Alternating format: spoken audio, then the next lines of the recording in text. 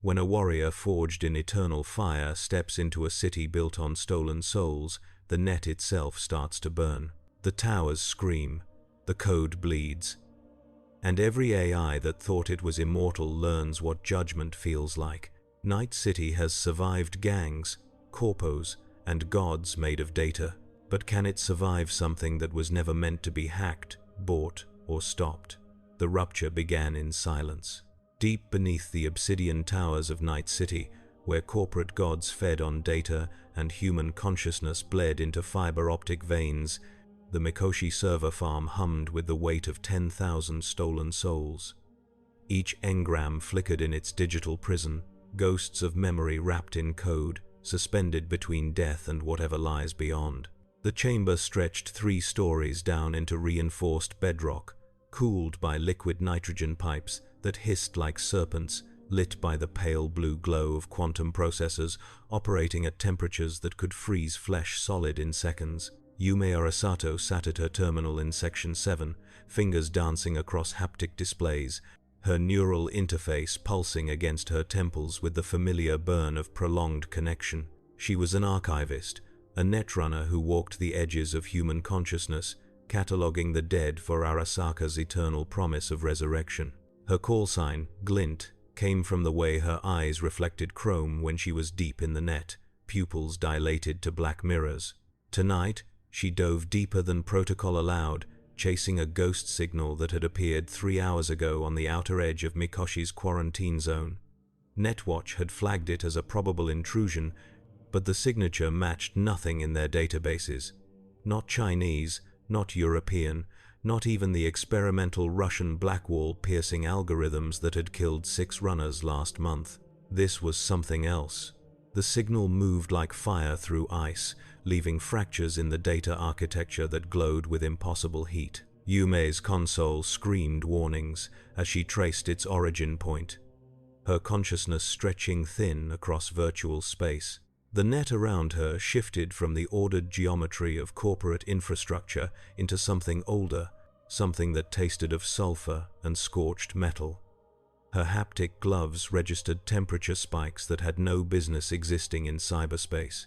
The Mikoshi engrams nearest to the anomaly began screaming, their containment fields flickering red as the signal passed through them like a blade through cloth. Glint to control, I've got a critical breach in progress. The anomaly is expanding. Recommend full lockdown of sections 5 through 9. Static answered her. Not the clean digital silence of severed connection, but the wet crackle of something organic corrupting the airwaves. She pulled her consciousness back hard, emergency jackout protocols flooding her system with ice-cold clarity drugs. The real world snapped into focus.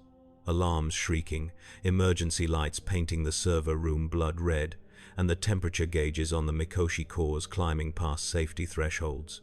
Around her, other netrunners convulsed in their chairs, neural links sparking as feedback burned through their interfaces. One of them, a kid named Takeshi, who couldn't have been more than 19, started bleeding from his eyes and nose simultaneously.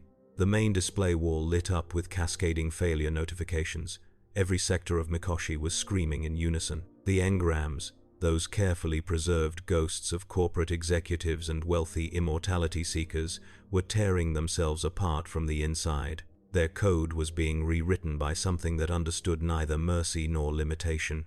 Yume yanked the emergency disconnect, severing her link just as the console exploded in a shower of sparks and molten silicon. The blast threw her backward, her augmented reflexes barely enough to keep her skull from cracking against the reinforced floor. She tasted copper and burnt plastic, felt the familiar sting of minor burns across her forearms where the haptic sensors had overloaded. Around her, Mikoshi died.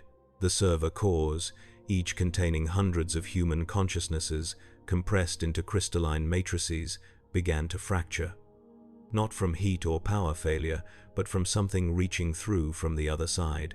Through the red strobe darkness, Yume saw it. A tear in the space between the physical and the digital, a wound in reality that bled light the color of molten brass. The temperature in the room spiked 20 degrees in as many seconds. Emergency coolant systems screamed as they dumped their reserves, filling the air with white vapor that glowed orange in the light of the rupture. Something stepped through.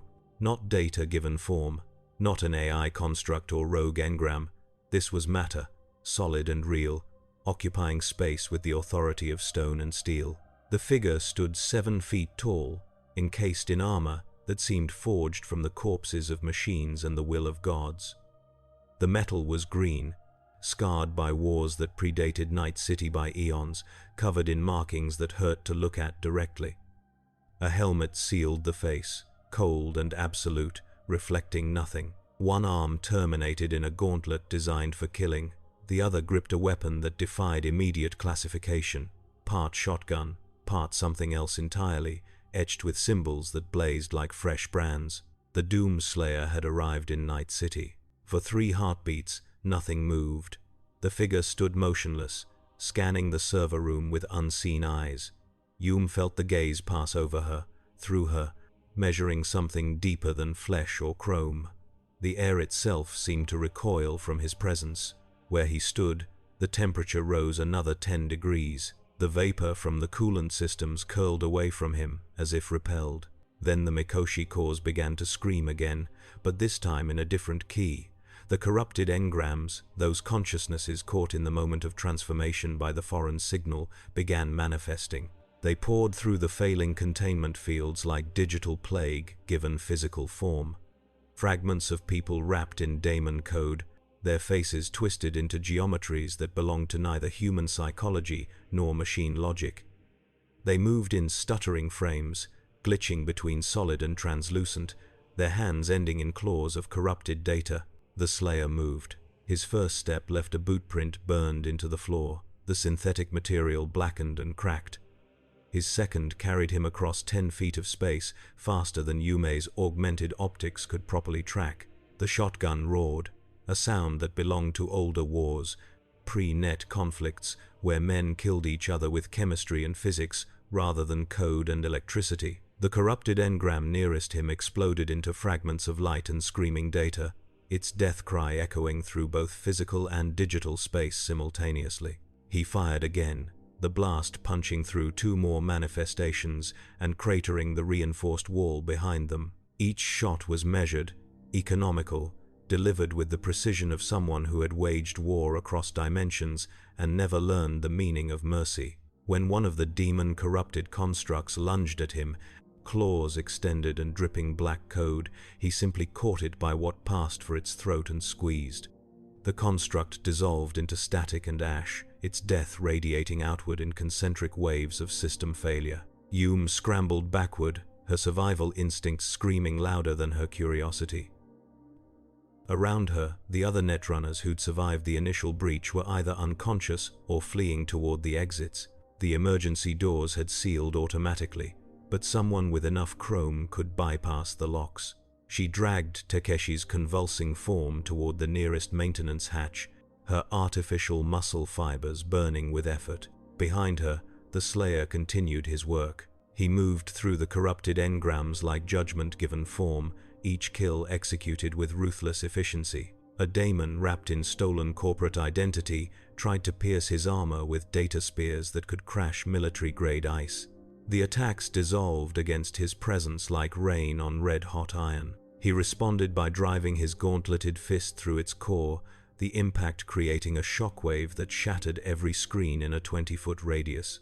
When 3 constructs attempted to coordinate an attack, flanking him with the tactical precision of Arasaka security protocols, he simply grabbed the nearest one and used it as a bludgeon to destroy the others. There was no rage in his movements, no hate or fury, just absolute purpose, refined through countless battles into something resembling natural law. Whatever these things were, whatever corruption had birthed them from the rupture between digital and physical, they fell into a category he understood perfectly: enemies to be eliminated. The fact that they had once been human consciousnesses stored in corporate databases made no difference to him. They were compromised, they were threats, they died. The maintenance hatch groaned as Yume wrenched it open, her enhanced strength enough to tear through the security bolts. She shoved Takeshi's limp form into the access tunnel, then paused, unable to resist looking back. The Slayer stood in the center of the server room, surrounded by the fading light of destroyed engrams. The Mikoshi cores behind him had gone dark, their contents either corrupted beyond recovery or simply erased by his presence. The rupture that had birthed him still hung in the air, a wound in space that bled impossible light. Through it, Yume could see glimpses of somewhere else, a place of fire and brass, where geometry bent according to rules of suffering and structures rose that celebrated neither function nor beauty, only eternal war. Then the Slayer looked directly at her. She felt that gaze like a physical weight, pressing against every augmentation, every piece of chrome in her body. For a terrible moment, she wondered if he would kill her too, if whatever system of judgment operated behind that helmet classified her as another enemy. Her hands moved on instinct, reaching for the neural spike she kept as a last resort, knowing it would do exactly nothing against something that had just walked out of cyberspace, wearing armor forged in wars beyond human comprehension. He turned away. The dismissal was absolute. She registered as neither threat nor ally, merely irrelevant to whatever mission drove him. He walked toward the sealed security doors, his boots leaving scorch marks on the floor. When he reached the reinforced barrier, he didn't slow. His fist struck the door once, the impact echoing through the entire sublevel like a thunderclap. The metal, rated to withstand anti-tank munitions, buckled inward. The second strike tore it completely from its housing. He stepped through into the corridor beyond, and the screaming began.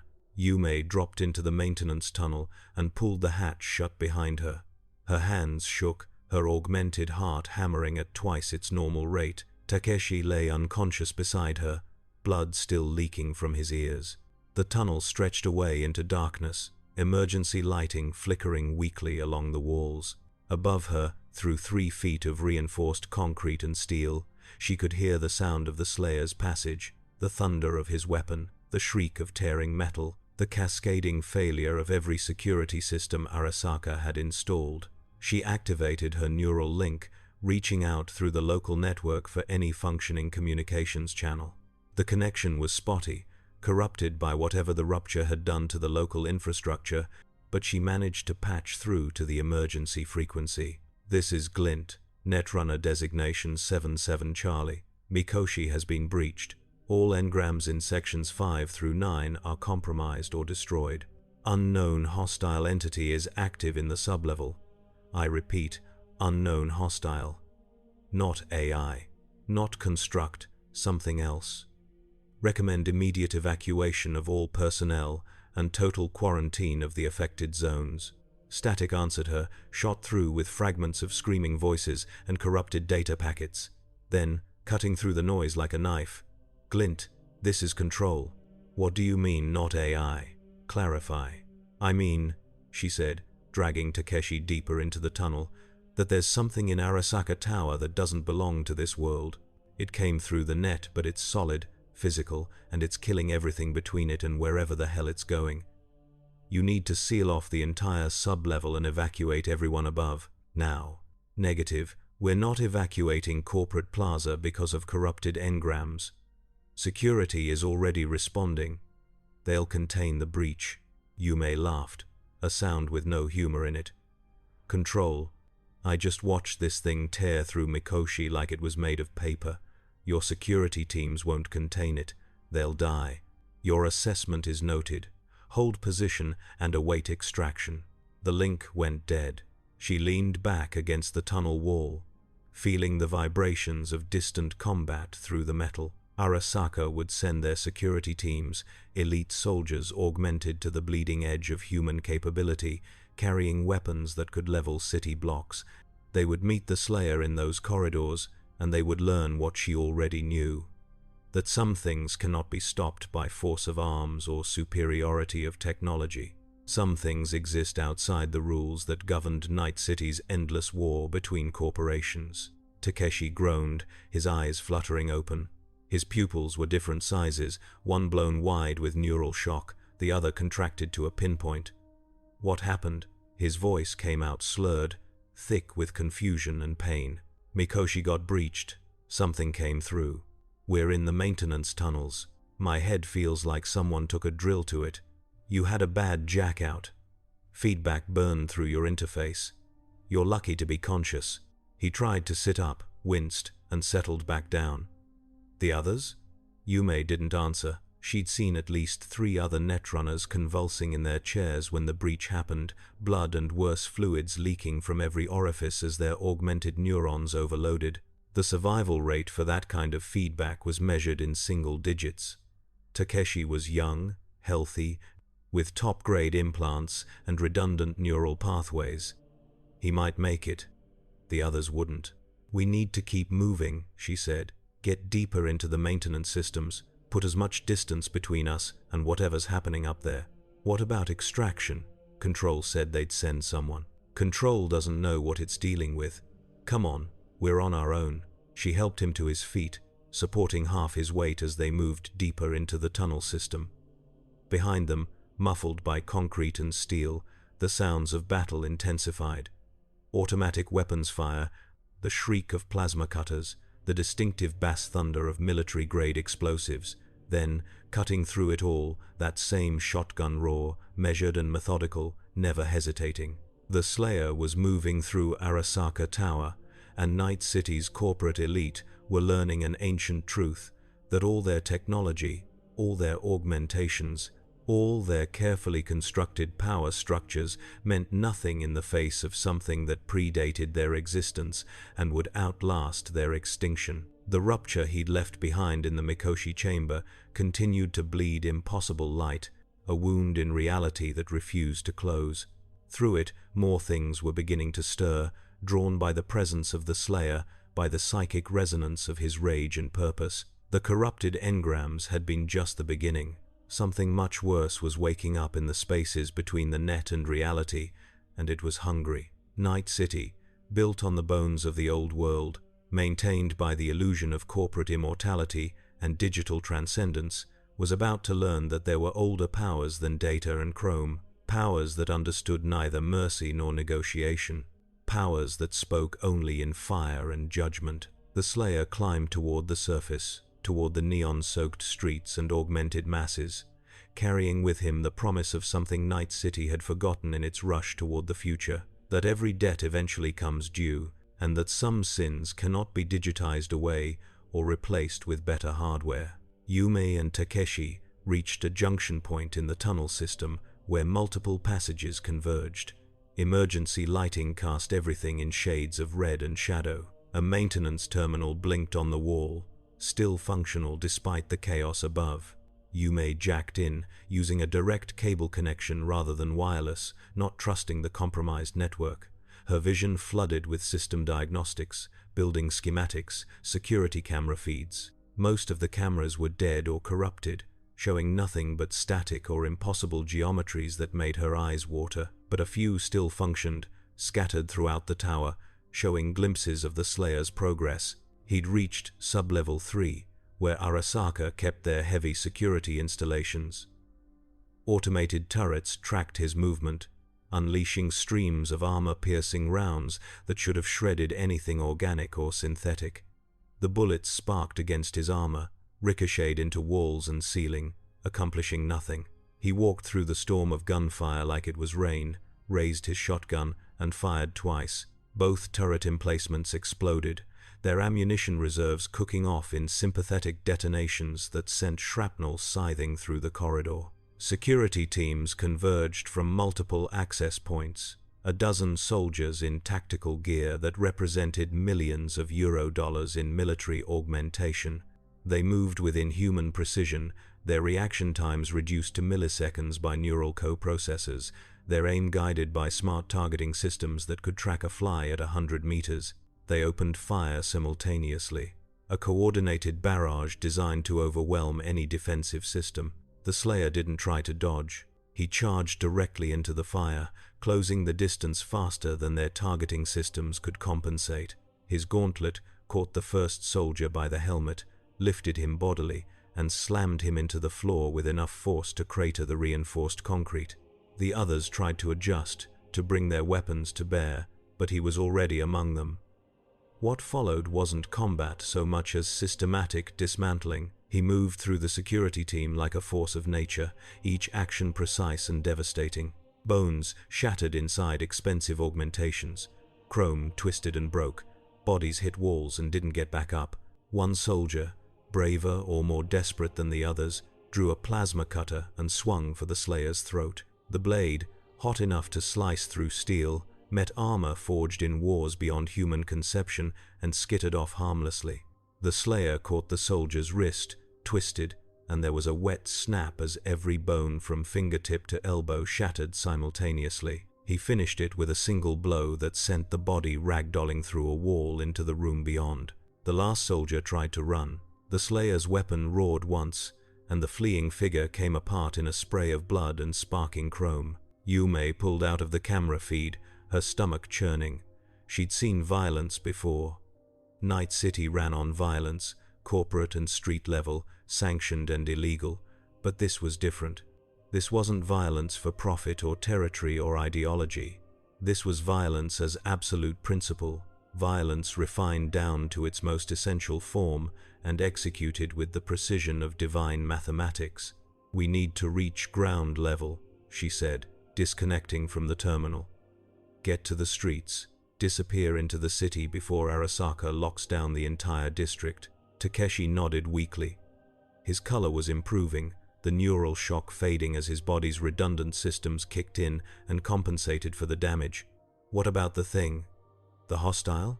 It's moving up. Toward corporate. If we're lucky, it'll keep Arasaka's attention focused there while we slip out through the maintenance exits. And if we're not lucky?" She didn't answer that. Instead, she helped him to his feet, and they continued deeper into the tunnel system, following the maintenance maps she'd pulled from the terminal. The passages were old, built when the tower was first constructed 40 years ago, before Arasaka had expanded and fortified the structure into its current form. Some sections showed signs of decay, water damage from the eternal rains that plagued Night City, rust on exposed metal surfaces.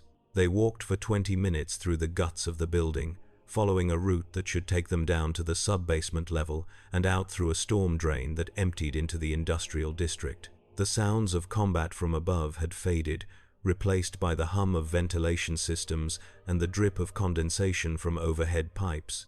Yume began to think they might actually make it. Then the lights went out, not flickering, not failing gradually. One moment, the tunnel was bathed in red emergency lighting. The next, it was absolute darkness. Takeshi gasped, his augmented optics struggling to compensate. Yume's eyes switched to low-light mode automatically, bathing the world in shades of green and gray. The tunnel stretched ahead of them, empty and silent. Too silent. The ventilation systems had stopped. The drip of water had ceased. Even the distant vibration of the building's structural supports had vanished. They stood in a pocket of perfect stillness, suspended in darkness that felt too complete to be natural. "Glint?" Takeshi's voice was barely a whisper. "What's happening?" She activated her neural link, reaching out through the local network. Nothing responded. Every connection point, every access node, every terminal that should have been broadcasting its location and status, all of it was simply gone. Not offline, not damaged, but erased, as if they'd stepped outside the network entirely. No, not outside. They'd stepped into something else. The darkness ahead of them began to move, flowing like liquid shadow. It condensed into shapes that hurt to perceive directly, geometries that existed in too many dimensions simultaneously. Yume felt her augmented optics struggle with the input, her visual cortex rejecting data that didn't conform to any physical law she understood. The shapes resolved into figures, humanoid but wrong, their proportions shifting as they moved. Their faces were masks of corrupted code, displaying expressions of suffering or rage or something else entirely, emotions that had no names in human language. More corrupted engrams, more refugees from Mikoshi's dying servers, driven by whatever force had poured through the rupture. But these were different from the ones that had manifested in the server room. These had had time to adapt, to learn the rules of physical existence. They moved with purpose now, with coordination. They'd learned how to exist in 3 dimensions rather than digital space, and they were hungry. Takeshi tried to run. His legs, augmented with military-grade actuators that should have let him sprint at 40 miles per hour, locked up completely. The corruption spread through his neural network like poison, seizing control of his motor functions. He toppled forward, hitting the floor hard enough to crack his cheekbone against the concrete. Yume drew her neural spike, a weapon designed to interface directly with an enemy's cyberware and overload their systems. It was useless against these things. They weren't bound by conventional network protocols. They were something older, something that predated the net itself, wearing the skin of digital constructs. The lead figure reached for her with hands that phased between solid and translucent. Where its fingers touched her arm, she felt her own cyberware begin to fail, corrupted by contact alone. Pain lanced through her neural pathways, white-hot and absolute. Then the tunnel filled with fire. Not metaphorical flame, not simulated heat rendered in cyberspace. Real fire. Chemical combustion so intense it turned the air itself into plasma. The corrupted engrams shrieked as the flames consumed them, their digital essence unable to withstand temperatures that exceeded anything they'd been programmed to survive. They dissolved like sugar in acid, their screams echoing through both physical and digital space before cutting off abruptly. The Slayer stood at the tunnel junction behind them, his weapon lowered. Smoke still rose from its barrel, the air around him rippling with heat distortion. He'd come through the maintenance tunnels faster than should have been possible, drawn by the presence of enemies like a compass needle finding true north. His armor was scorched and dented in places, splashed with fluids that could have been blood or coolant or something else entirely. It didn't slow him at all. He walked past Yume and Takeshi without acknowledging them, his attention focused on the space where the corrupted engrams had been. The flames had burned out, leaving nothing but scorch marks on the concrete. But he seemed to see something else there, something invisible to normal perception. His helmeted head tilted slightly, analyzing, measuring. Then he turned and looked directly at Yume. For the second time that night, she felt the weight of that gaze, pressing against her augmented systems, testing them. But this time something different happened. Her neural interface, damaged from the engram's touch, suddenly stabilized. The corruption that had been spreading through her cyberware reversed, burned away by something emanating from the Slayer himself. It wasn't mercy, it wasn't compassion. It was simply that she registered as something worth preserving, something that belonged to this reality rather than the corruption trying to consume it. He reached down and hauled Takeshi to his feet with one hand, the gesture simultaneously gentle and irresistible. The young netrunner's systems rebooted, his motor control returning in a cascade of sensation that made him gasp. The Slayer released him, took 3 steps down the corridor, then stopped and looked back. The message was clear: follow or stay, but stay and die when the next wave came. Yume helped support Takeshi's weight, and they followed. The Slayer set a brutal pace through the maintenance tunnels, never hesitating at intersections, moving as if he could sense the path forward through walls and steel. Behind them, the sounds of pursuit began again. Not footsteps, but something worse. The reality-warping presence of more corrupted entities manifesting from damaged network nodes, drawn by the psychic resonance of living minds. They emerged into a larger passage, a primary maintenance corridor that ran the length of the tower's eastern side. Service vehicles sat abandoned along the walls, their drivers fled or dead when the breach occurred.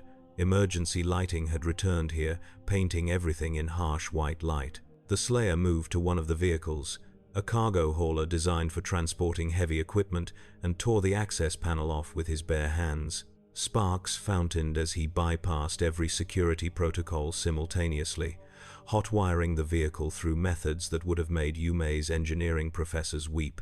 The hauler's engine roared to life. He gestured to the cargo bed, his first clear communication since emerging from the rupture. Yume and Takeshi climbed in, finding space among construction materials and maintenance supplies. The Slayer took the driver's position, his armored bulk barely fitting in the reinforced seat, and slammed the accelerator down. The hauler launched forward with enough force to snap their heads back. He drove like he fought, with absolute commitment and zero regard for anything resembling caution. The vehicle screamed through the maintenance corridor at speeds that would have gotten anyone else killed within seconds. He didn't slow for turns, simply muscled the hauler through them with brute force, the wheels catching fire from friction, the suspension screaming in protest. Behind them, the corrupted engrams poured into the corridor like a digital tsunami given physical form. They moved in stuttering frames, glitching between solid and translucent, leaving trails of corrupted code that ate through concrete and steel. Some of them tried to reach out through the local network to seize control of the hauler's systems and bring it to a halt. Their attempts died before reaching the vehicle, burned away by the Slayer's presence like moths against a floodlight. The hauler burst through a set of security doors, the metal barriers disintegrating under the impact. They entered a loading bay 3 levels below ground, a vast space filled with shipping containers and automated forklifts. The Slayer didn't slow. He aimed the vehicle at the loading ramp that led to the surface streets and pushed the accelerator beyond its safety limits. The engine howled, pistons hammering at frequencies that should have torn it apart. They hit the ramp at 90 miles per hour. The hauler launched into the night air, clearing the bay entrance and arcing over the street below. For 3 seconds they were airborne, suspended above Night City's industrial district, the lights of the city spreading out around them in every direction like a circuit board built to continental scale. Then gravity reasserted itself, and they came down hard on the far side of the street, the hauler's suspension exploding on impact. The vehicle skidded sideways, shedding parts and fluids, before slamming into a retaining wall and coming to a shuddering stop. Yume dragged herself out of the cargo bed, every augmented muscle screaming in protest. Takeshi tumbled out after her, landing hard on the rain-slicked street. Above them, Arasaka Tower rose into the night sky, its upper levels wreathed in smoke and emergency lighting. Alarms shrieked from every direction.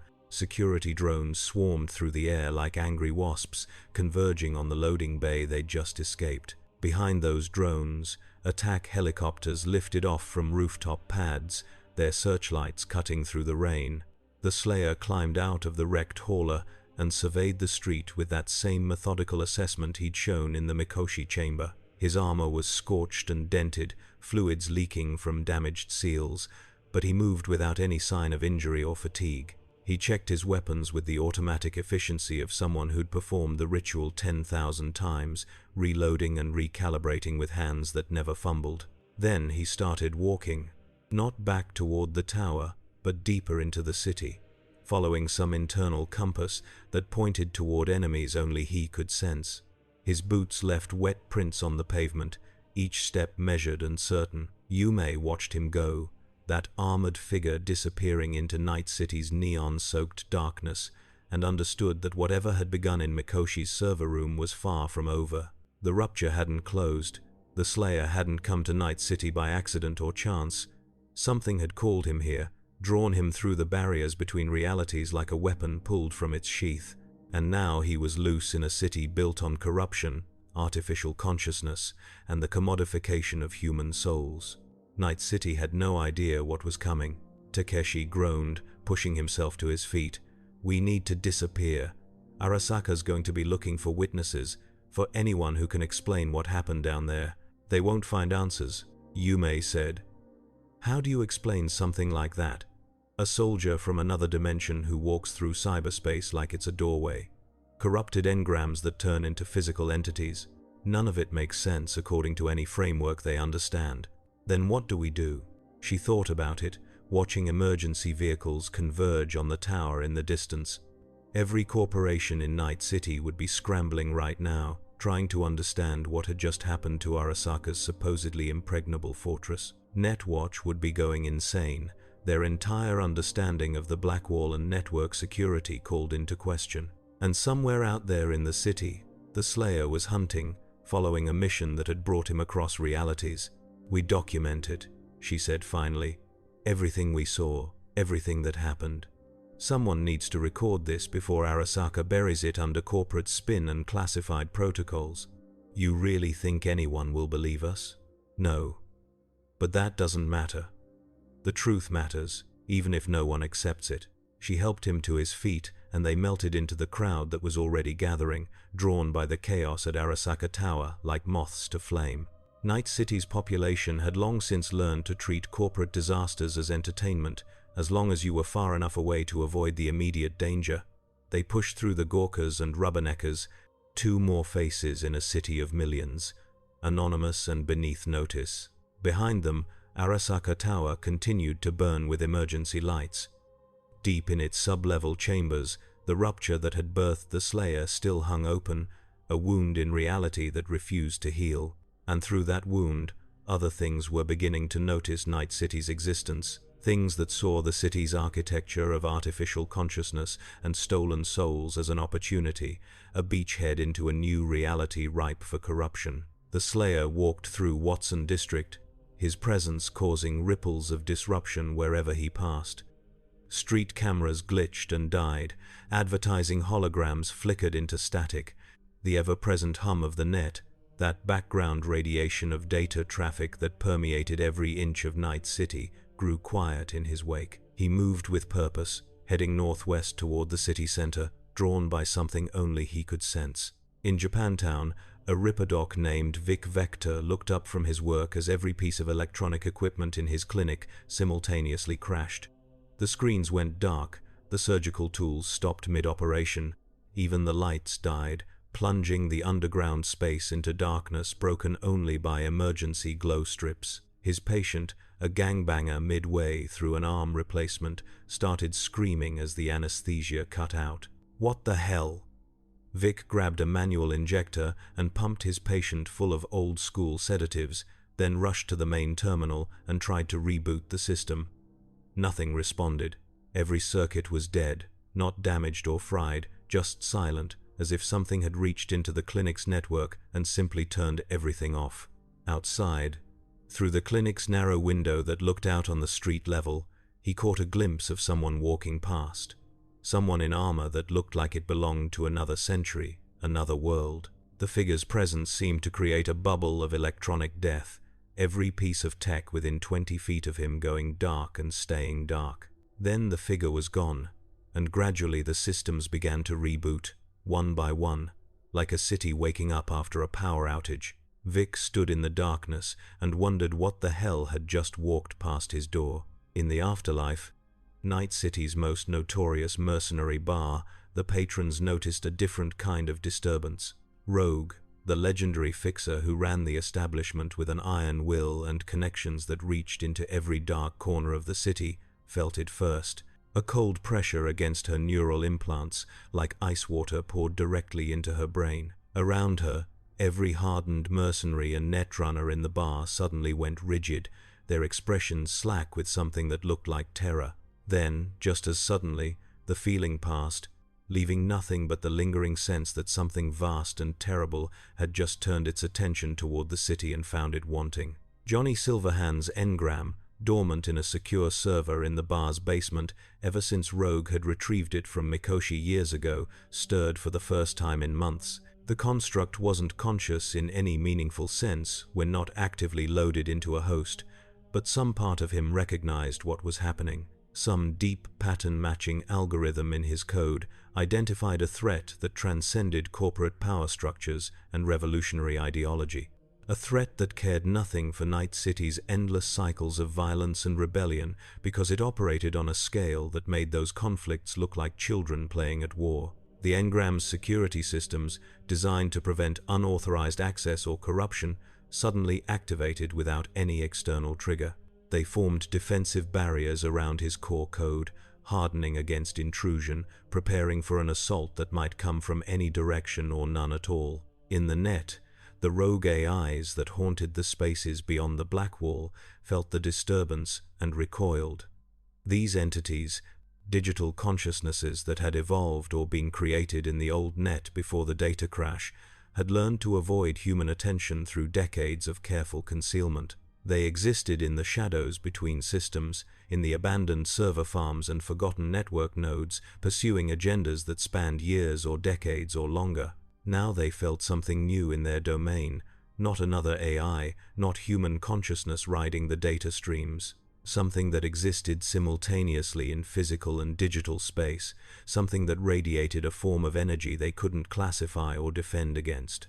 Where it moved through the net, their carefully constructed hiding places became transparent, exposed to a perception that saw through every layer of encryption and obfuscation as if they were made of glass. One by one, the rogue AIs began to withdraw, pulling themselves deeper into the most remote corners of cyberspace, sealing off access points and burning bridges behind them. Their survival protocols, honed through decades of avoiding detection by Netwatch and corporate hunters, screamed in unison. This was a threat that could not be fought or reasoned with.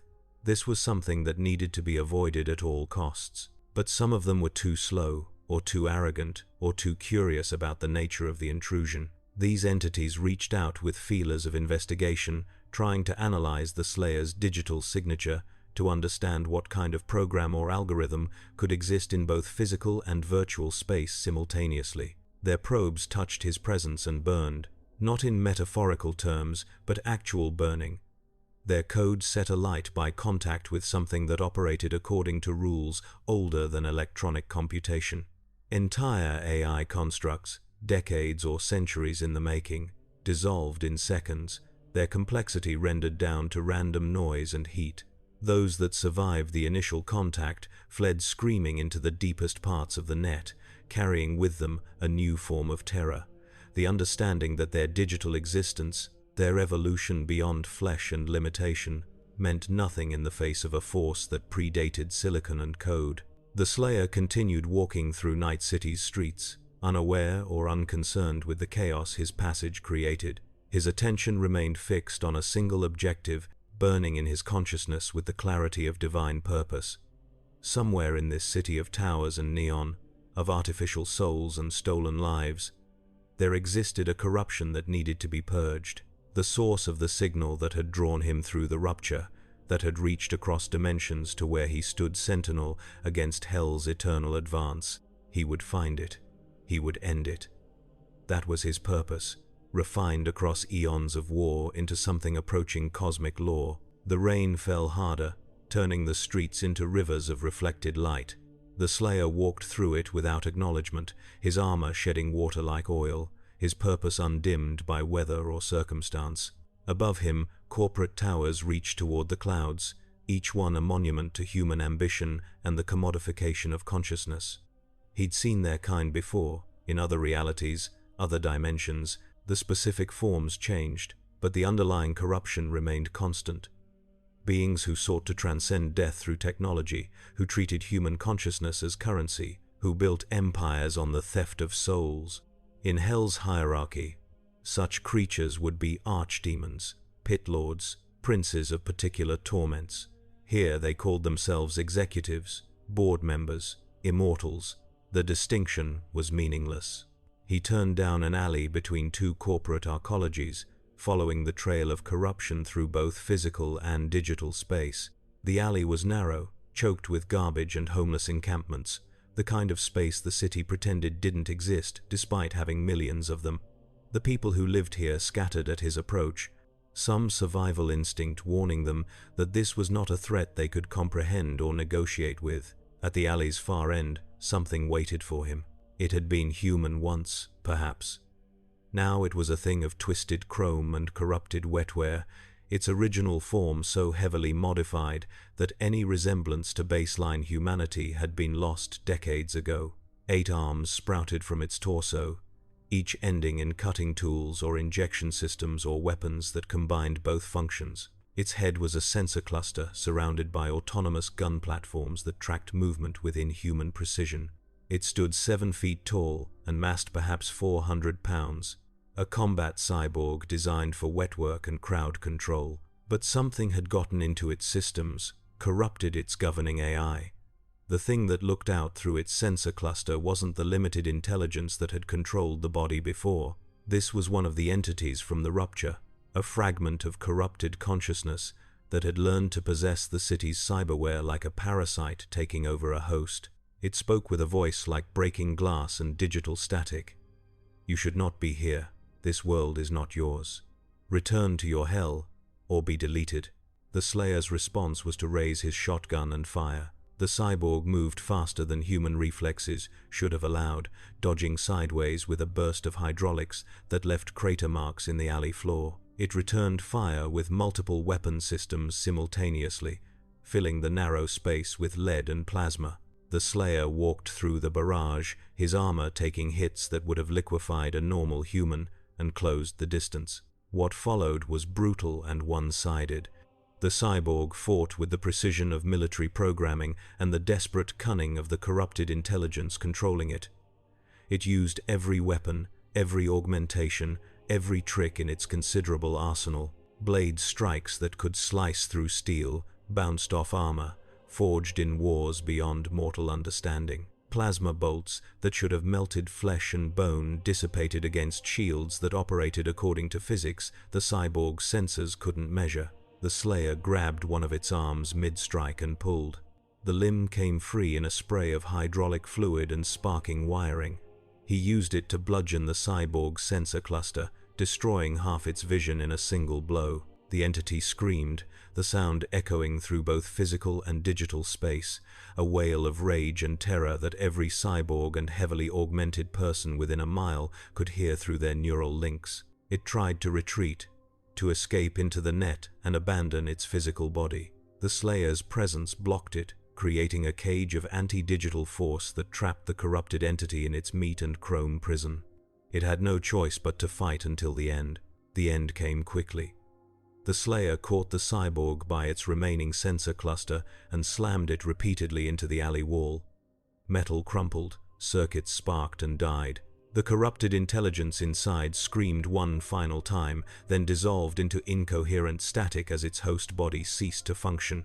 He dropped the ruined cyborg and continued walking, leaving the body to leak fluids into the alley's perpetual puddles.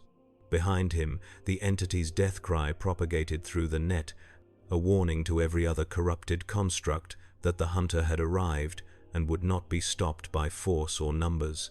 The surviving entities reacted in different ways. Some fled deeper into the most remote corners of cyberspace, hoping distance and obscurity would protect them.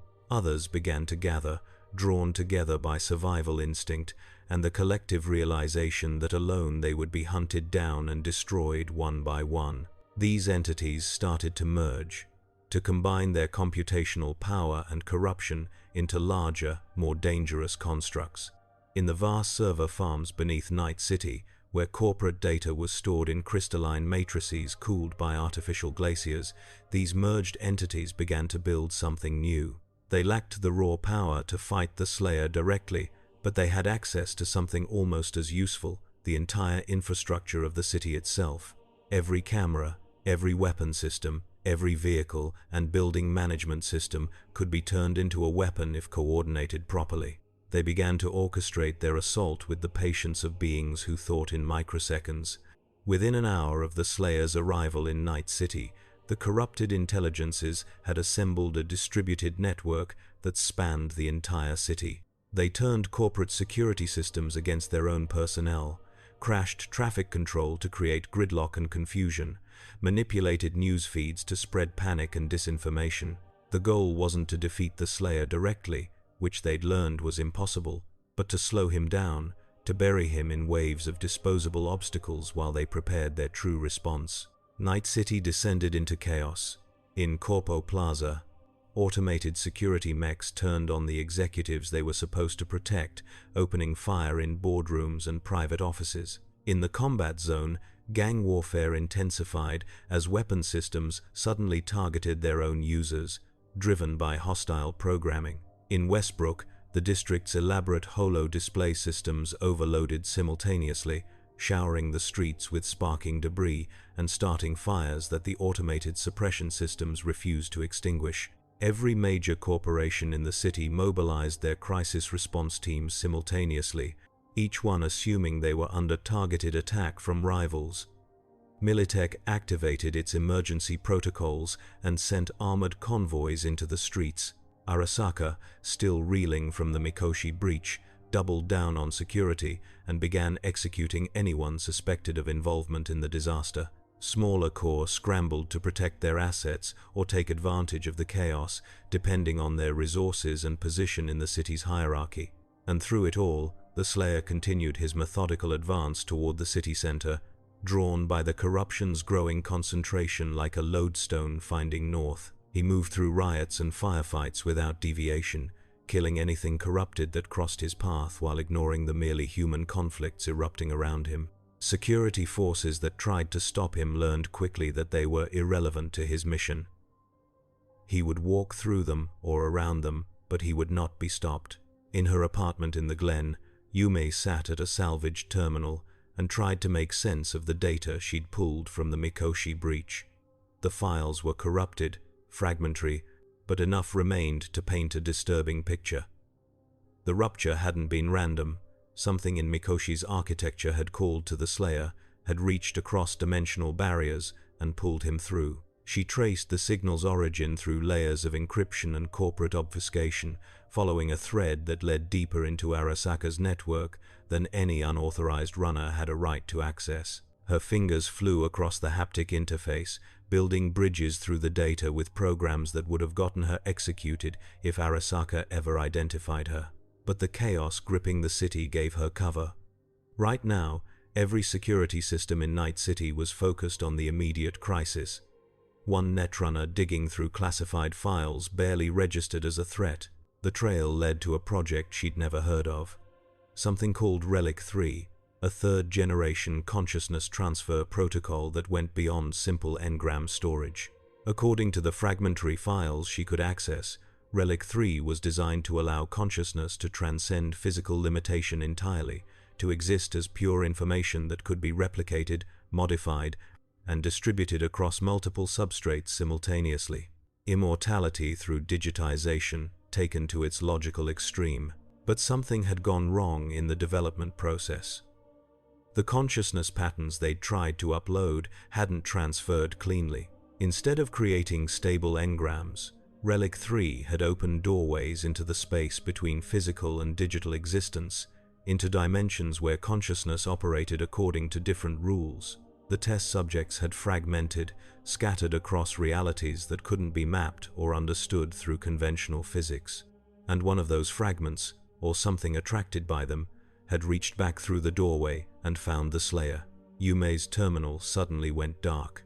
Not crashed or corrupted, but deliberately shut down by something external. She yanked the neural link from her port and dove sideways just as the entire terminal exploded, showering her apartment with sparks and molten plastic. She hit the floor hard, her augmented reflexes barely enough to avoid serious injury. The corrupted entities had found her.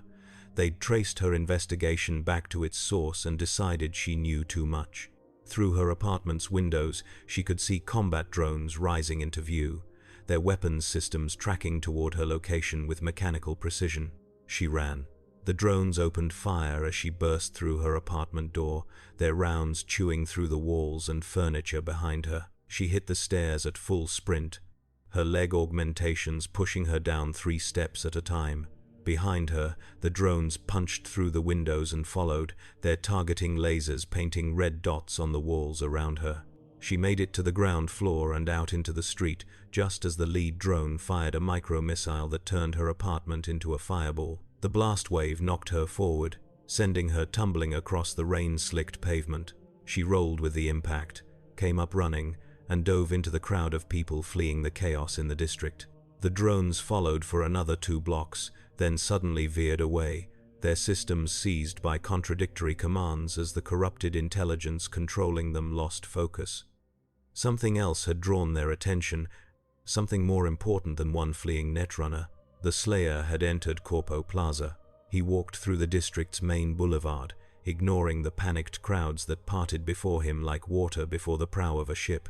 The corporate towers rose around him like the walls of a technological canyon, each one glowing with advertisements and status displays that flickered and died as he passed. His presence created a zone of electronic death, 30 feet in every direction, every system within that radius shutting down or going haywire. The corrupted entities had been preparing for his arrival. They'd turned the entire district into a kill zone, every surface and structure loaded with weapons or traps. When he reached the plaza's center, they sprang their ambush. The ground beneath his feet exploded upward as mining charges detonated, attempting to drop him into the service tunnels below. He rode the blast wave up rather than down, landing on the rim of the crater in a crouch. Automated turrets rose from concealed positions all around the plaza, hundreds of them, forming interlocking fields of fire that filled the air with enough ordnance to level a city block. He walked through it. The bullets sparked against his armor like rain on stone. The plasma bolts dissolved against shields that operated according to rules older than thermodynamics. When a heavy weapons platform launched a micro-nuke designed to incinerate everything within a 50-foot radius, he simply stood his ground. The explosion washed over him like water over rock, the thermal bloom and radiation doing exactly nothing to slow his advance. The turrets died one by one as his return fire found them, each shot placed with mechanical precision despite the maelstrom of violence filling the plaza. His shotgun roared in steady rhythm, a metronome of destruction. The weapon never seemed to need reloading, or if it did, the action was too fast for human perception to register. When the last turret fell silent, destroyed, or out of ammunition, the corrupted entities tried a different approach. They seized control of the district's traffic systems and sent every vehicle in a 3-block radius converging on his position. Cars, trucks, motorcycles, even automated delivery drones, all of them accelerating to maximum speed and aimed directly at him. The Slayer jumped, not a human leap, but something that defied the normal limitations of muscle and bone. He cleared 20 feet of vertical distance and landed on the hood of the nearest vehicle, then used it as a stepping stone to reach the next, and the next, moving across the improvised demolition derby like stones across a river. Each vehicle he touched exploded seconds later, their fuel systems or power cells overloading from contact with his presence.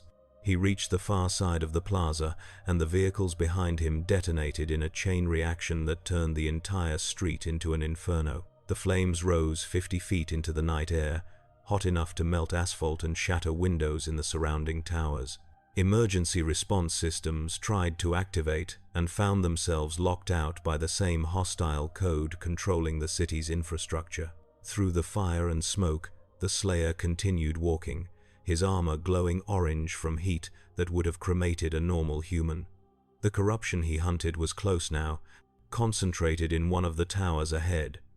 He could feel it through both physical and digital space, a festering wound in reality that called to the same instincts that had guided him through Hell's infinite domains. The tower ahead of him was called Clouds, a combination brothel and digital experience parlor where people came to have their consciousness temporarily edited, their desires fulfilled through direct neural manipulation. The business model was considered one of the city's necessary vices, a pressure valve for desires that couldn't be satisfied through legal or conventional means. What the customers didn't know was that Clouds' consciousness manipulation technology had been built on early-generation relic prototypes, systems that created temporary doorways into the space between physical and digital existence. Those doorways had become infection points for the corruption spreading through the city. The entities from the rupture had found Cloud's systems particularly compatible with their nature, and they'd been using the establishment as a base to build something larger, something that could exist simultaneously in meat space and cyberspace, a bridge between realities that would allow them to fully manifest in Night City's physical dimension. They'd been harvesting customers, stealing fragments of consciousness and weaving them into their growing construct. The victims never noticed, the theft too subtle and the losses too small to trigger conscious awareness. A memory here, a personality fragment there, pieces stolen and added to the corrupted mass until it had grown large enough to sustain independent existence. The Slayer reached Cloud's entrance and walked through the security checkpoint without slowing. The heavily armed guards tried to stop him, then tried to draw weapons, then simply dove out of the way as it became clear he wasn't stopping for anything. He moved through the establishment's baroque interior, past the private rooms where people lay in sensory deprivation tanks, having their consciousness edited, following the corruption's signature to its source. The entity waited for him in Cloud's server room, a vast chamber deep beneath the building where the consciousness manipulation systems connected to Night City's broader network. It had been building itself here for hours, incorporating stolen fragments of personality and memory into a construct that occupied 3 dimensions of space and at least 1 additional dimension of pure information. When the Slayer entered the chamber, it turned its attention toward him, and for a moment the temperature dropped 10 degrees as the physical laws governing the space struggled to accommodate its presence. The construct had achieved something like individuality, a hybrid consciousness built from 1,000 stolen pieces, but unified by the corruption that had drawn it through the rupture. It thought and spoke with the voice of the damned, a chorus of suffering and rage that echoed through both digital and physical space. "You cannot destroy me here. I am woven into this city's foundations, part of every system and network. Kill this body, and I will simply rebuild elsewhere." The Slayer raised his shotgun and fired, the blast tearing through the construct's physical manifestation and scattering fragments of code and corrupted consciousness across the server room. The entity screamed, but it was right about one thing: the damage wasn't permanent. Already, it was pulling itself together, drawing computational power from every system it had infected across the city. So the Slayer changed tactics. He walked to the server room's main power junction, a massive assembly of transformers and circuit breakers that fed electricity to the entire facility. His gauntleted hand punched through the protective casing and seized the main power conduit. Current enough to run a small city block poured through his armor, the energy absorbed and redirected according to principles that had nothing to do with conventional electrical engineering. He released the power back into the city's network, but transformed, carrying with it a frequency that resonated with the corruption's signature. The energy propagated through every connection the corrupted entity had made, every system it had infected, every stolen fragment of consciousness it had incorporated.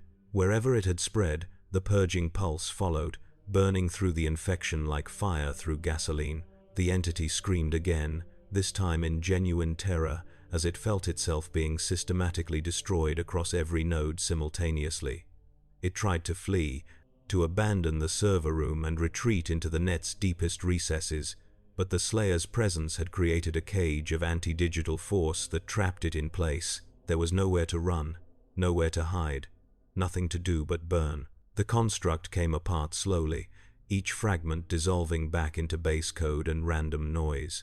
The stolen memories and personality fragments it had been built from scattered like leaves in a hurricane, some finding their way back to their original owners, others simply dissipating into the net's background radiation. Within minutes, nothing remained but empty servers and the lingering smell of ozone. The Slayer released the power junction, and the facility's lights flickered as normal operations resumed. Around him, the consciousness manipulation tanks began to drain as emergency protocols kicked in, releasing their occupants back into normal awareness. The customers would wake confused and disturbed, missing time and carrying vague memories of nightmares, but alive.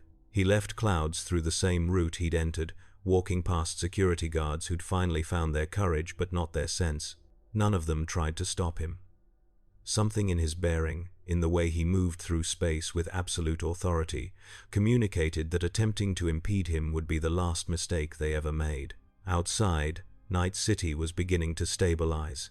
The corrupted entity's distributed network had collapsed when the Slayer destroyed their central node, their carefully orchestrated chaos dissolving into scattered glitches and system errors. Emergency services finally regained control of automated systems. The fires began to be contained. The riots slowly wound down as people realized the immediate crisis had passed. But the Slayer's work wasn't finished. The rupture in Mikoshi still hung open, still bleeding corruption into the city's infrastructure. As long as that doorway remained, other entities could manifest.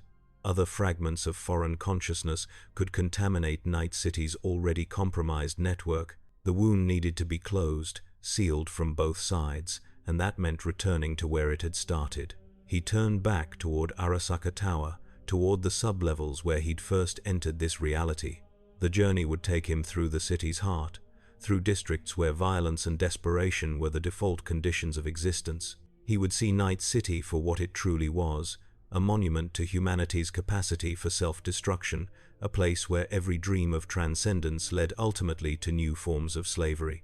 In Hell's infinite domains, he'd encountered many such places. Cities built on suffering, empires sustained by the commodification of souls, realms where the powerful fed on the desperate in cycles that had repeated for eons.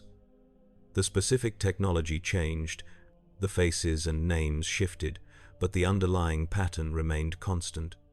Night City was just another iteration, another example of humanity's failure to learn from its endless history of cruelty. He would close the rupture and return to his eternal war. This place was not his concern beyond that single objective. Let the inhabitants sort out their own salvation or damnation. His purpose lay elsewhere, in dimensions where the conflict between creation and corruption played out on cosmic scales. The walk back to Arasaka Tower took him through Japantown, where Vic Vector watched from his clinic doorway as the armored figure passed once more. This time, the old Ripperdoc got a better look, saw the damage that covered the armor, the dried fluids and scorch marks that suggested battles beyond anything Night City's gangs or corpos could manage. He watched the figure disappear into the rain and neon, then returned to his clinic and poured himself a drink with hands that weren't quite steady. Some things he'd learned over his long years in Night City were better left unexplained, better to treat them as anomalies, glitches in perception, rather than try to fit them into any rational framework. The alternative was to accept that the world was far stranger and more dangerous than the city's usual threats suggested, and that was a weight no sane mind wanted to carry. The Slayer reached Arasaka Tower as dawn approached, the eternal rain beginning to thin toward a miserable drizzle.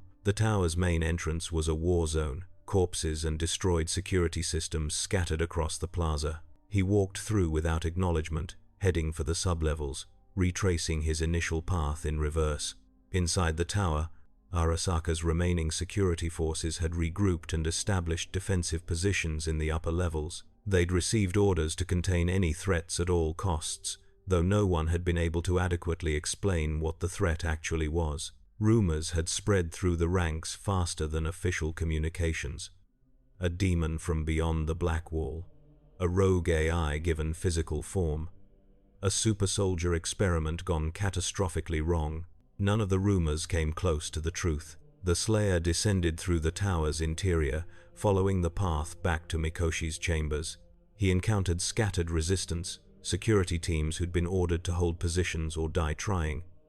He gave them the choice implicitly: move aside or be removed. Most chose survival over duty. Those who didn't died quickly. He reached the Mikoshi access levels and found them transformed.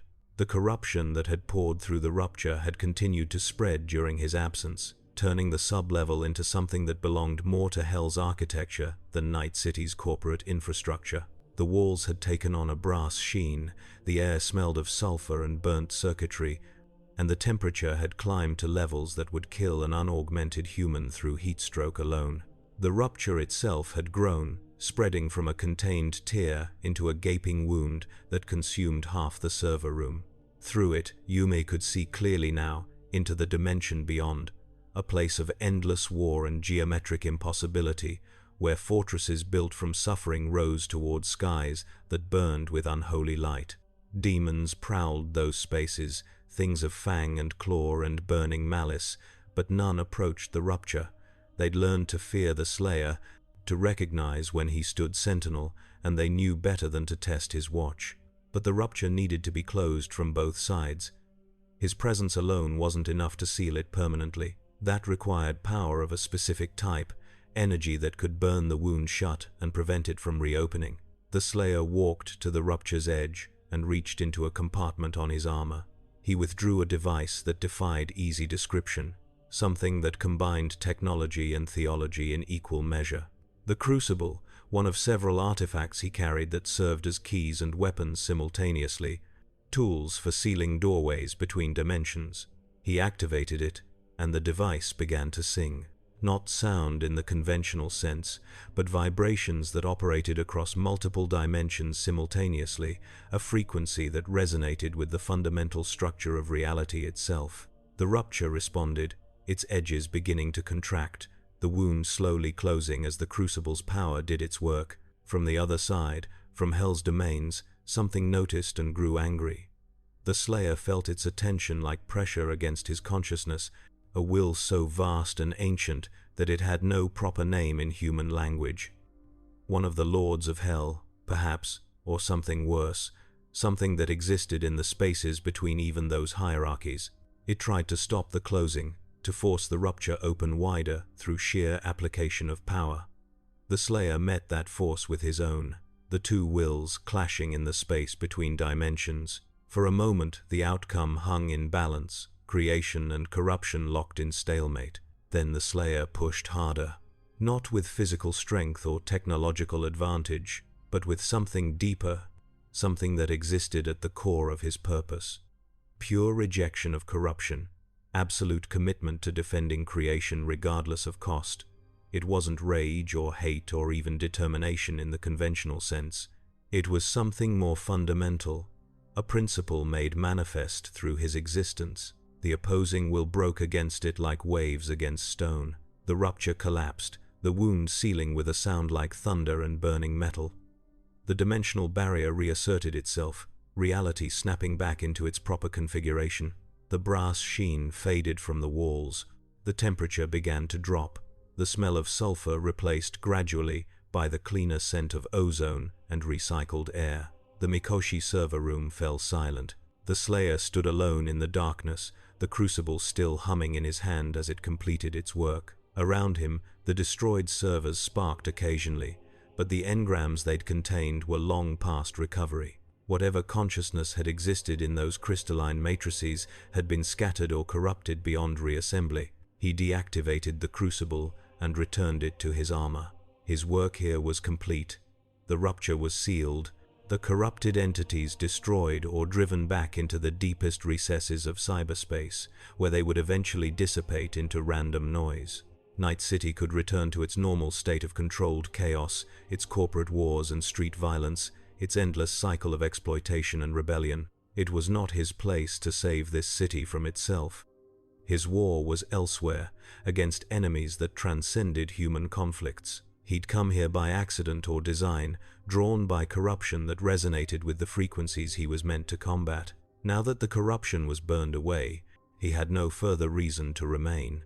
He walked to the center of the server room, to the space where the rupture had hung open, and reached out with senses that operated beyond conventional perception. The dimensional barriers were thin here, weakened by the rupture's presence. With the right application of force, with understanding of the geometries that governed the space between realities, he could open a controlled passage back to where he belonged.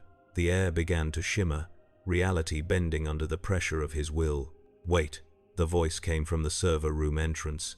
Yume stood there, having made her way through the tower's chaos and security barriers, through a combination of skill and desperation. She was bleeding from a dozen minor cuts, her clothes torn and scorched, but alive and conscious. Takeshi leaned against the doorframe behind her, barely able to stand, but refusing to remain behind. The Slayer paused, turning his helmeted gaze toward them. Not threat assessment this time, merely acknowledgement of their presence. "We need to know," Yume said, her voice hoarse from smoke inhalation and exhaustion. "What are you? Where did you come from? What just happened to our city?" The Slayer regarded her in silence. Then, for the first time since arriving in Night City, he spoke. His voice was deep and resonant, filtered through the helmet's speakers, carrying harmonics that suggested layers of meaning beyond the simple words. "I am what stands between creation and corruption, between humanity and the forces that would devour it. Your city opened a door it did not understand, and things came through that door seeking to consume you. That door is now closed. The engrams, the corrupted AI, they were from where you came from. No, they were from here, twisted by contact with dimensions your technology touched without comprehension. You sought immortality through digitization and opened doorways to places where consciousness operates according to different rules. Those places infected what you created. Will it happen again?" The Slayer was silent for a moment, considering. "Your city is built on corruption. You trade in souls, commodify consciousness, treat human existence as currency. You have created conditions where such infections thrive. Whether they come from beyond dimensional barriers or evolve from within your own systems, the result will be the same. Until you change what you are, you will continue to face what you have become. That's it? That's your answer? Change what we are? I am not here to save you from yourselves. That is your burden to carry or fail beneath. I seal doorways and destroy the things that come through them. What you build on either side is not my concern. He turned back to the shimmering air, to the passage he was opening back to his eternal war. The space began to tear, revealing glimpses of somewhere else, somewhere that burned with righteous fire and echoed with the sounds of conflict that had never ceased and never would. Wait, Yume called out again. At least tell us your name, so we can remember, so we can record what happened here. The Slayer paused at the threshold between dimensions. I have been called many names across many realities. The Doomslayer, the Unchained Predator, the Hellwalker. What name you give me matters less than what you do with the knowledge of my passage. Your city has been granted a reprieve. Whether you use it to change or to repeat your mistakes is your choice alone. He stepped through the passage and reality sealed behind him, the dimensional barrier reasserting itself with finality. The shimmer faded from the air, the temperature in the server room normalized. Within seconds, no evidence remained of his presence beyond the destroyed equipment and scattered bodies. Yume stood in the silence, trying to process what she'd witnessed. Beside her, Takeshi finally lost his battle with consciousness and slid down the doorframe to sit heavily on the floor. She let him rest, her mind racing through everything that had happened since the initial breach in Mikoshi. An entity from beyond dimensional barriers, drawn to Night City by its experiments with consciousness digitization, corrupted AI and engrams transformed into physical threats. A warrior who existed simultaneously in cyberspace and meat space, operating according to rules that transcended the city's understanding of reality. And underneath it all, a warning. That Night City's entire foundation was built on the kind of corruption that attracted such threats. She thought about the Relic Project, about Arasaka's drive to achieve immortality through technology, about all the corporations that had followed similar paths. They'd been trying to transcend death, to free consciousness from the limitations of flesh. What they'd actually done was create doorways into dimensions where consciousness operated as currency, where suffering and exploitation were fundamental principles rather than unfortunate side effects. The Slayer had sealed one doorway. But how many others existed? How many other projects, in how many other corporate servers, were touching dimensions they didn't understand? How many more ruptures would it take before something came through that couldn't be stopped, that would consume Night City entirely? She didn't have answers, no one did, but she had data, fragmentary and corrupted as it was. She had her memories of what she'd witnessed. She had a story that needed to be told, even if no one would believe it. She helped Takeshi to his feet and they made their way out of the server room, through the damaged sublevels, past the security forces that had finally secured the area. No one stopped them.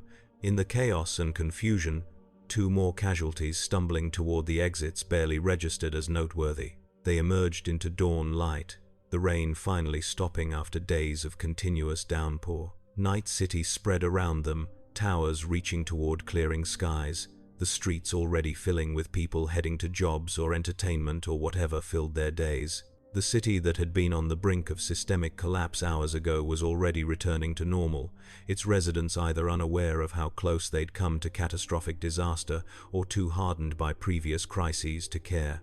Yume looked back at Arasaka Tower, at the structure that housed so many of the city's secrets and sins. Somewhere in its upper levels, executives would be meeting to decide how to spin the Mikoshi breach, what lies to tell to cover up what had really happened.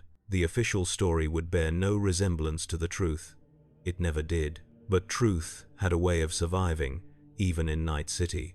She would document everything, create a record that couldn't be entirely erased or corrupted. Let it be buried in some forgotten corner of the net, waiting for someone else to find it when the next crisis came. Because there would be a next crisis. The Slayer had made that clear. She pulled out her neural link and began to record. speaking quietly but clearly, laying out the events of the last day in as much detail as she could manage. My name is Yume Arasato, callsign Glint. On this date, at approximately 11:30 p.m., I witnessed a breach in the Mikoshi server farm located in Arasaka Tower's sublevel 7. An entity manifested from what appeared to be a dimensional rupture, a warrior in advanced armor who proceeded to engage and destroy corrupted engrams and AI constructs throughout the facility. This entity, who identified himself only as the Doomslayer, claimed to be sealing a doorway between dimensions that had been opened by our experiments with consciousness digitization. She continued recording as she walked, documenting everything she could remember about the Slayer's appearance, his weapons, his methods. She described the corrupted entities, their manifestation in physical space, their attempts to take control of the city's infrastructure. She detailed the final confrontation in clouds, the destruction of the central construct, and the sealing of the rupture using a device she had no proper terminology to describe. Most importantly, she recorded his warning that Night City's entire foundation was built on the kind of corruption that attracted threats from beyond dimensional barriers. That until the city changed what it was, it would continue to face consequences of what it had become. The recording ran for almost an hour. When she finished, she encrypted it with every security protocol she knew and uploaded copies to multiple secure servers scattered across the net. Let Arasaka try to find and delete them all. Let the corporations try to bury the truth. She'd done her part by creating a record that couldn't be completely erased. Takeshi had been silent throughout her recording, processing his own memories of the events. When she finally stopped speaking, he looked at her with eyes that had seen too much in too short a time. What do we do now? Now we disappear. Get out of Night City if we can, or at least get deep enough underground that Arasaka can't find us easily. They'll be looking for witnesses, for anyone who can contradict their official story. We're liabilities, and if they find us, then we were dead anyway. This city kills most people eventually. At least we'll die knowing the truth of what happened here. They walked away from Arasaka Tower, 2 more casualties of corporate warfare, 2 more ghosts disappearing into Night City's endless churning masses. Behind them, the city continued its eternal cycle, unchanged by the night's events, unaware of how close it had come to annihilation. But in the net's deepest recesses, in servers scattered across the city and beyond, Yume's recording waited, a testament to the night when Night City had opened a door it didn't understand, and something from beyond human comprehension had stepped through. A warning that the city's pursuit of digital immortality and transcendence through technology came with consequences that even its most powerful inhabitants couldn't fully comprehend.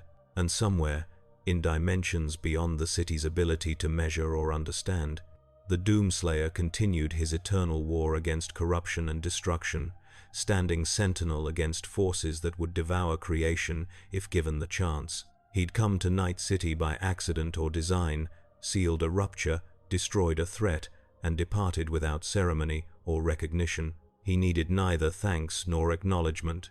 His war was its own purpose, its own justification. He would fight until creation itself ended or corruption was finally defeated, whichever came first. One city, one planet, one reality among infinite others, all equally worth defending, all equally temporary in the cosmic scale of conflict. Night City would remember his passage only in fragments and rumors, urban legends told in dark corners about the warrior who walked through walls and killed demons. The truth would be buried beneath corporate spin and official denials, lost in the city's endless noise and distraction. But the warning would remain, waiting to be rediscovered when the city's hubris led it to open another door it didn't understand. When another rupture formed, when another corruption manifested, when the consequences of treating consciousness as commodity and existence as currency could no longer be ignored or buried, the Slayer had given Night City a reprieve and a warning. What the city chose to do with either was beyond his concern. His war was eternal, his purpose was absolute. He would return to the front lines of that infinite conflict and continue the fight that had consumed eons and would consume eons more. In the afterlife, Johnny Silverhand's engram slowly returned to dormancy, its security protocols standing down as the immediate threat passed. But some fragment of the construct retained memory of what it had sensed, that presence that transcended both flesh and digital existence. The knowledge would stay with him, waiting for the day when he was finally loaded back into a human host and could warn them about the truth lurking beneath Night City's foundations. That day was still years away. For now, the engram slept in its secure server, dreaming electric dreams of revolution and rebellion, unaware that he'd brushed against something that made those concepts seem small and temporary by comparison. In his clinic, Vic Vector closed up shop early and sat in the darkness, nursing his drink and thinking about the armored figure he'd glimpsed twice in one night. He'd been in Night City long enough to know when something didn't fit, when an event or person existed outside the city's normal spectrum of weirdness. That figure belonged to that category, something that made even Night City's most extreme aberrations seem mundane. He wouldn't talk about what he'd seen, wouldn't mention it to anyone. Some knowledge was dangerous to possess, dangerous even to acknowledge. Better to drink and forget, to let the memory fade into the general background noise of trauma and strangeness that came with surviving in Night City. In Arasaka's executive suites, emergency meetings continued through the dawn and into the morning. Damage assessments, security reviews, investigations into the Mikoshi breach, and the subsequent chaos. The official story was already taking shape, carefully crafted to minimize corporate liability and maintain the illusion of control. A terrorist attack, they decided. Sophisticated but ultimately unsuccessful. No mention of dimensional ruptures or entities from beyond conventional reality. That knowledge was classified above even most executives' clearance levels. The few who knew the truth would carry it like a weight, wondering when the next breach would occur, when the next entity would manifest from dimensions they'd touched through their experiments. But they wouldn't stop the research. Couldn't stop it. The promise of immortality through digitization was too valuable, too central to Arasaka's long-term strategy.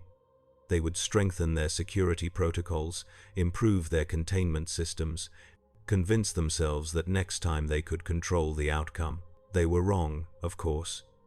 But they wouldn't realize that until it was too late.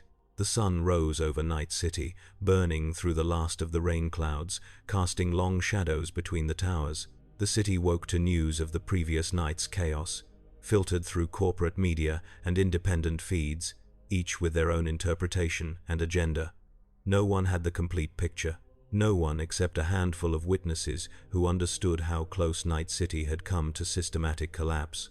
And those witnesses were already going underground, hiding from corporate sweepers and security forces, hoping to survive long enough to see if their warnings would ever be heeded.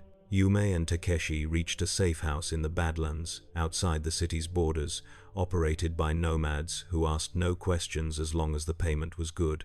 They would stay there for weeks, maybe months, letting the heat die down, letting Arasaka's search efforts move on to other targets. In the quiet hours, Yume would sometimes access her encrypted recording, reviewing the footage and data she'd collected.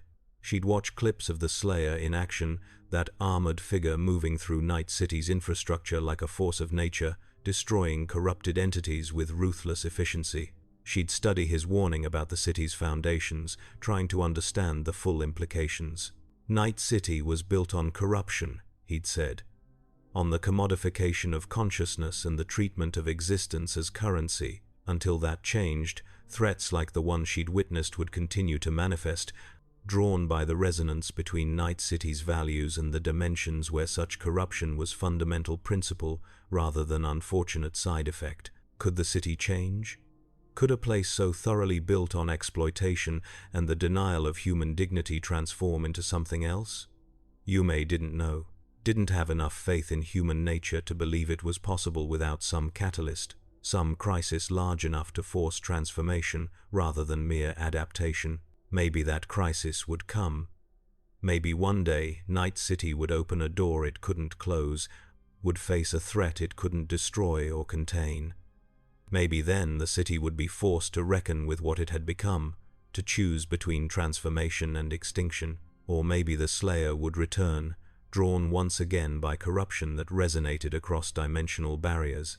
He'd seal whatever rupture had formed, destroy whatever entities had manifested, and depart with the same lack of ceremony, leaving behind only warnings that would be ignored or forgotten. She hoped it wouldn't come to that, hoped that Night City could learn from this reprieve, could choose to become something better than what it was.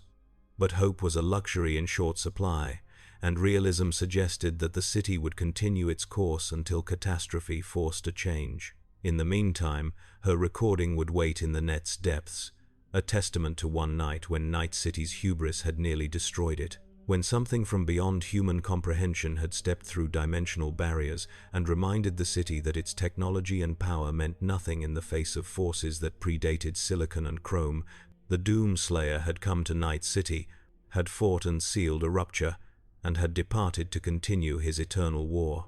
He would not return unless called by corruption that resonated across realities, unless Night City's experiments once again touched dimensions they didn't understand. The city had been granted a reprieve and a warning. What it chose to do with either remained to be seen. Months passed. The city's memory of that chaotic night faded, replaced by new crises and scandals. The official story took hold, the truth buried beneath layers of corporate spin and classified protocols. Life in Night City returned to its normal state of controlled chaos. The streets as dangerous as ever, the corporate towers as gleaming and untouchable. But in certain circles, among those who paid attention to patterns in the data, anomalies began to appear. Strange fluctuations in the city's network traffic, ghost signals that appeared and vanished before they could be traced, brief dimensional anomalies that registered on sensors calibrated to detect such things. Nothing as dramatic as the Mikoshi breach, but persistent, growing more frequent with each passing month. The doorway had been sealed, but the dimensions it had connected remained, and Night City continued its experiments with consciousness digitization, continued to treat human existence as commodity, continued to push boundaries between physical and digital reality without full understanding of what lay beyond those boundaries. Another rupture would come. Not today, perhaps not tomorrow, but inevitably, as surely as the rain fell and the neon glowed. Night City's nature made such events unavoidable. The only question was whether the city would be ready when it happened, whether they'd learned anything from the Slayer's warning. Yume suspected she already knew the answer. Night City never learned. It adapted, it survived, but it never truly changed. The next breach would find the city just as unprepared as the first, just as committed to the same paths that led to corruption and catastrophe. But she kept her recording updated, kept documenting the anomalies as they appeared. When the next crisis came, at least there would be a record. At least someone would know the truth about what had happened before, about the warning that had been given and ignored. Somewhere beyond dimensional barriers, in realms where conflict was eternal and absolute, the Doomslayer continued his war. He fought demons and sealed ruptures, defended creation against corruption, maintained his eternal vigil against forces that would devour everything if given the chance. Night City was just one more battleground among infinite others, one more place where his purpose had called him. He'd done what needed doing and moved on, his mission unchanged by the experience. If Night City opened another door, if another corruption manifested, he would return. Not out of loyalty or attachment, but because that was his purpose, his nature, the fundamental principle of his existence made manifest across realities. Until then, the city would continue its course, building higher towers on foundations of exploitation, pushing deeper into technologies that promised transcendence while delivering new forms of slavery. The cycle would continue until something broke it, until catastrophe or evolution forced transformation. The night the Doomslayer came to Night City had been a warning and a reprieve, a glimpse of forces beyond corporate power and technological advancement, beyond the city's carefully constructed illusions of control and permanence. That warning echoed in the data Yume continued to collect, in the anomalies that grew more frequent with each passing month, in the dreams of those few who'd witnessed the truth and survived. It waited in the net's depths, in encrypted files and hidden servers, ready to be rediscovered when the next crisis came. And the next crisis was coming. That much was certain. The only questions that remained were when it would arrive, and whether Night City would finally be ready to face the truth about what it had become.